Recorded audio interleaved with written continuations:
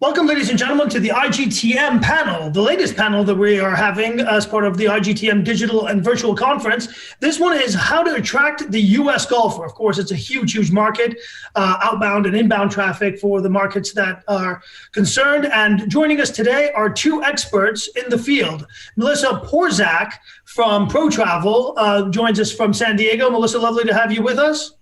Thank you, Farhad. And Great Sean Winton from Distincte Travel. Sean is coming to us from St. Petersburg, Florida. Sean, lovely to see you. Likewise. Thanks for having us. Fantastic. It's great to be with you both. Just right off the bat, guys, what has been the most challenging bit for you guys in terms of getting, let's say, U.S. golfers, U.S. travelers, and especially that top niche, upper echelon segment of the market overseas to engage in travel, given the fact that we've had so many travel restrictions? And I'll start with you, Melissa, if I may. Oh, wow. These are unprecedented times, as we know. And currently, we Americans, I'm sure you're all aware, are not able to go many places at all at this point. But in saying that, there's certainly interest. As soon as the gates open, I think we're going to see a flooding of interest in traveling and golf and all of the above. But I think that we're looking, still, of course, into next year, hopefully sooner rather than later. And insofar as the sort of the extremely luxe upmarket travelers, insofar as Protravel is concerned, what is the number one outbound market for your clients? For golf? For golf. Yes, I would say definitely Scotland and Ireland. Fantastic. Yes. And Sean, what about you? Obviously, you hail from Scotland, so you'll be somewhat biased, as it were, to your ancestral home and the home of golf. But if you can give us some of your thoughts as to the challenges that you've faced and some of the market conditions. Yeah, absolutely. I think the biggest challenge that we're all facing right now is that there's a lack of confidence in the marketplace. To second Melissa's point, that there is a significant pent-up demand, and unlike 2008 when it was a financial crash, today the people that travel and take our experiences still have money. They just don't have an outlet to travel somewhere. So, for me, it's a patience game. It's about being prepared, trying to identify where we're going to go in 2021. Obviously, capacity issues for me, for the Scotland, Ireland, it's there, but it's just about being prepared, dialing down, and then get ready for when we get the green light go and people want to go, and it will happen. It's coming. And on that point, what are the top destinations that you guys sort of foresee or forecast for 2021? From my standpoint, this is my second company, so it's in 24 years. So I've been through every crisis that's coming.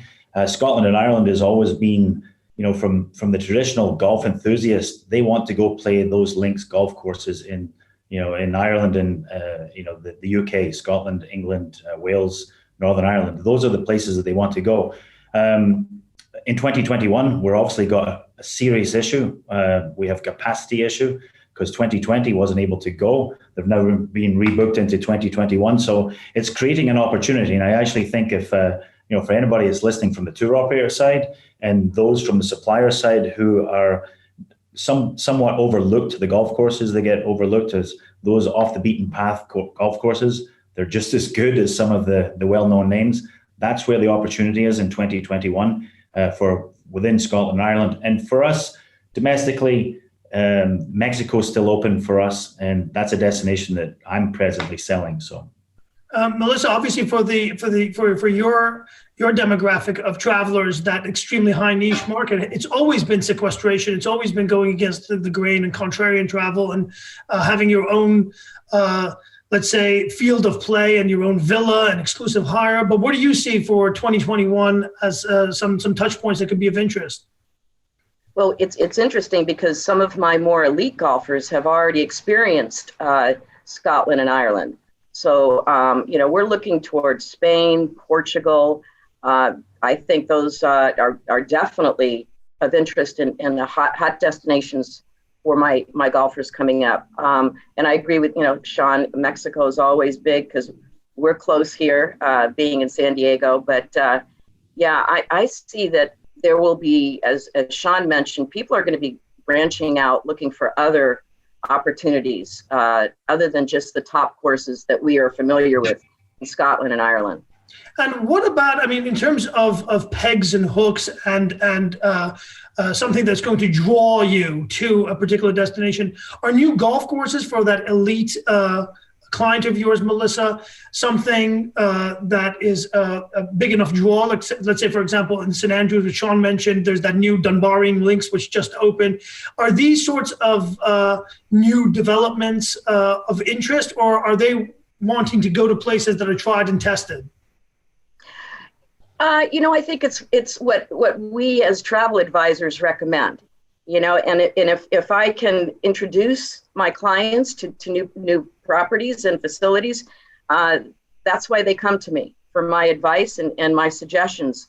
So I see that definitely there'll be an interest in that. And again, it's where we steer them and where we encourage them to go and where we educate them on some new properties.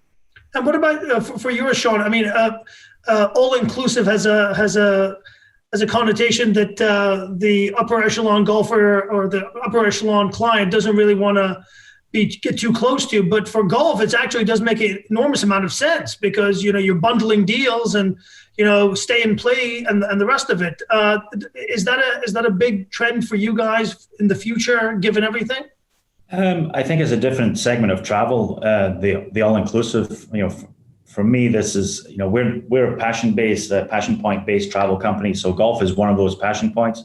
But all-inclusive is a destination that is ideal for the incentive market for a long weekend. Golf might be part of that mix, but from the core golf segment, no, they're bouncing around and following the golf courses. It's golf course first. Especially for the golf purists, they want to tick off that major golf course and then move on. And if they have, it depends on where they stay. It will change depending on who's traveling. If it's the lads only traveling, they don't really care where they stay. They usually drop down a level. But if their partners, their ladies are traveling with them, then it usually steps up to those the higher level properties. But all inclusive, it's not that important, and you're kind of stuck in one spot. I spent March before lockdown with Bobby Jones. Robert Trent Jones Jr. is an old friend of mine, and he, of course, has a golf course in Greece in Costa Navarino. And we were talking with the developers there about the allure of having multiple golf courses in developments. Obviously, that's a huge draw for golfers.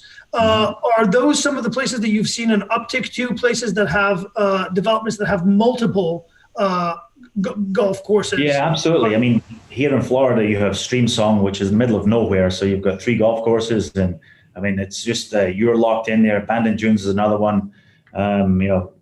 Cabot Links up in Nova Scotia is another one. And then the new one that's, with great, interest is Big Cedar Lodge with Paynes Valley with Tiger Woods. Which is, and that's a phenomenal property. And it's, from the short term, I'm sure their phones are, blowing up right now because, you can't travel other than Mexico. That's where you're going. So they're probably trying to get in there. Obviously, they're going to lose the season soon, but in 2021, I'm sure that will be a very popular place. So if you can stay and play 4 rounds and get that full experience, absolutely. I think it's a great way to go. And Melissa, for your clients, logistics, as Sean just touched on, how important is that? If you're going internationally and if you're going, I don't know, to Verdura in Sicily, and then you want to hit a couple of other places around Europe, is airlift that big equation in terms of getting on the ground, or do your clients just say, we'll figure it out with an on the ground tour operator or DMC or the like? Well, no, I think I agree with Sean that the same with my clients. If they would like to experience more than one golf course, especially if they're traveling for golf, and as a result, as smooth as it can be, as easy as it can be, with transfers and golf rentals and all that. I think that is, I agree, definitely. And what else, Melissa, could resorts let's say in Europe or further afield in the Middle East or in Asia, where some of our obviously delegates are tuning in from. What can they do to attract the U.S. golfer? Is there something that they can sort of make sure they're ticking the boxes, saying, okay, well, the American golfers want X, whereas European golfers want Y? I think for my clients, it's all about service and extra amenities. And really, the American clientele is used to being pampered, at least my people are. So I think whatever can be done to personalize it, to really make it extra special is key. And regarding the all-inclusive, I agree with Sean as well that my clients, they like to experience the culture and the different restaurants. So they may not just want one location. They would rather have that option to go elsewhere. And it's more than just golf. I believe it's going to also be the cultural experience. And Sean, as a Scotsman in America, I mean, you're sort of looking at it from the outside in, as I'm doing here, sitting in London as an American. Any nuanced viewpoints from your side as to what the American golfer wants when they travel? I think I'm just incredibly, fortunate to be here and understanding how the American likes to travel, opposed to if I'm an operator in Europe or the UK it's got a completely different market in what it is here. So it is, and to Melissa's point, it's service driven, it's quality, and the American market will pay for that. They expect it, and so it's just, I think, having the experience and the knowledge of being able to put that together. And I learned the hard way starting out very early on, but you learn pretty quickly. And there's no ask that is too great for the most part, because typically that market is willing to pay for it. And if you deliver on it, and it's a win. It's a big challenge for the operators in Europe, and I've thought about that model that they deal with, where it's so competitive, and you can lose a booking for £10, €10 versus your competition. The consumer has so much power over the operator, and I think that's completely unfair. And it's even more difficult during a time like COVID. I mean, our clients, or my market, is protected in 2020, but it's into 2021. I will see that business, assuming we can travel, but I feel for my fellow colleagues and peers across the pond. It's challenging. And Melissa, what about women golfers? I mean, we always talk about golfers as a bunch of, as they call them here, blokes, or guys hanging out and going off and getting all liquored up in the evening and smoking cigars and the rest of it. But women golfers are becoming an increasingly larger percentage of the golfing sector, aren't they? Absolutely. I'm so glad you mentioned that, Farhad, because honestly, I feel as though the golf community has kind of always catered to men, but I see a huge increase in women's golf and junior golf. But particularly what's interesting, one positive effect of COVID is what I've seen personally at my country club is that families are playing together. Women are starting to play, children are starting to play. And during this time, I've seen a huge growth in women's golf. My son is a golf pro, and he has an academy here in San Diego, Porzak Golf. And I would say that a good 65% of his students are women, because there's an increased interest, and there's an increased interest in women's travel groups for golf. And just picking up on what Melissa said in terms of teaching, and her son obviously is a pro. Back in the day when I used to cover the ATP Tour and the PGA Golf Tour, tennis was a huge thing where you would go away to these academies, whether it was Bolletary or Bradenton, et cetera, et cetera. But a lot of people, as far as I know, are now going off to rebuild their swing at some of these academies. And I know a lot of Americans are also traveling for this, rather than doing them quote closer to home, because they want a different kind of, they want to learn the bump and run game or the link style game. Is that something that you guys also see a lot of, or Sean? Yeah, I mean, I think in the past it's been, depending on the country club, if if the club pro will travel, usually he's the Pied Piper, and when that pro is on tour with them, then he's he's available to provide lessons on the day or tweak a swing here and there. So that's definitely there. But I mean, I think there's for the opportunity to Melissa's point about there is a huge uptick in more new players, especially in the ladies field. But I just had a group of 6 ladies that went to Pebble Beach and they had a great time. They were more about the experience, and they're just raving about it. And I think just in a way to expand upon that, if there's any resorts or operators out there that want to target that market, I think the ladies are very much after the 19th hole and beyond, and where that all supports. But Solheim Cup is a huge platform, and it's growing each year. I don't know where it's going to the next European destination, but rumors was it might be in Spain somewhere down the Costa del Sol area. If that's an area, that's a huge opportunity for going after the female golfer, because there's just so much to do. We did a fam trip there last October with Andalusia and Costa del Sol, and there's just so much to do and see. It's fantastic, and that's what it's about. It's way much more than the golf, but as long as they can get around the golf course and have a laugh, it's good. And of course, the sort of the stardust that settles on those properties that are hosted. So, for example, Glen Eagles, of course, up in Scotland, has benefited from a huge number, from what I understand, because I know the people who run it, of women golfers who are coming there, enjoying the facilities on the golf course, but then taking themselves for a pamper session, if you will, afterwards. So, if a property has that add-on benefit, of course, they help themselves a lot more to that. Melissa, let me ask you, in terms of growing the game, which is something we're all interested in doing. Golf courses are going out of business. My local golf course in Westchester County, New York, went out of business 4 or 5 years ago.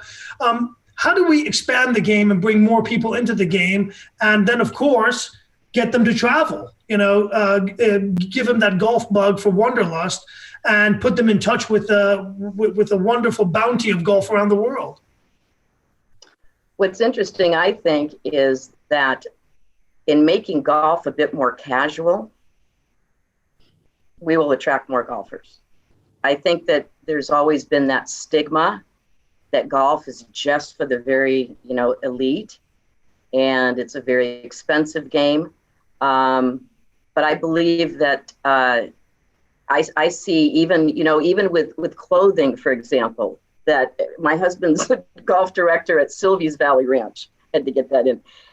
And they're allowed to wear jeans on the golf course. Now, I'm not saying that every facility should be that way, but I think it'd be more inclusive rather than exclusive to make the game a bit more casual. And I also think here in the United States, we have especially the young people have so many options with sports, and golf, hasn't necessarily been at the forefront. But again, as a family sport, something to do together, it's the perfect sport, and it's also perfect for any ages. We're talking grandparents to grandchildren, to parents and grandparents. So I believe that it will continue. It'll go up. The participation absolutely will increase. And of course, those American golfers, of which I am one, were much more easygoing and a little bit less, let's say, severe and stern than some of our other compatriots across the pond.